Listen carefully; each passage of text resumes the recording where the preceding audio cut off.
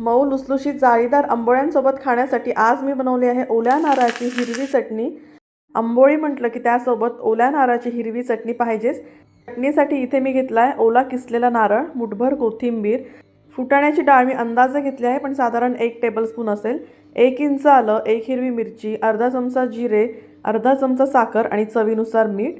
तर हे सगळं आपल्याला मिक्सरच्या जारमध्ये म्हणजे चटणी जारमध्ये थोडंसं पाणी घालून बारीक करून घ्यायचं आहे।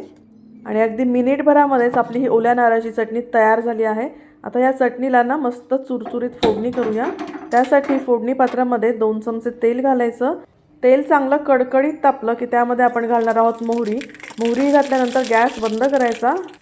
1 सुकी लाल मिरची तोडून घातली आहे, थोडासा हिंग घालायचा, कढीपत्ता घालायचा आणि मस्त चुरचुरीत फोडणी चटणीवर ओतून घ्यायची। फोडणीमुळे ना या चटणीला खूप छान टेस्ट येते। सगळं आता आपण मिक्स करून घेऊया। आणि ही चटणी खायची कशासोबत तर जसं मी सांगितलं आंबोळ्यांसोबत। तर कोकणी पद्धतीच्या आंबोळ्यांची रेसिपी पण मी तुमच्यासोबत शेअर केली आहे, नक्की एकदा पहा। आणि अशा साध्या सोप्या हेल्दी टेस्टी रेसिपीजसाठी मिस किचन मराठीला अजूनपर्यंत फॉलो केलं नसेल तर लगेच फॉलो करा।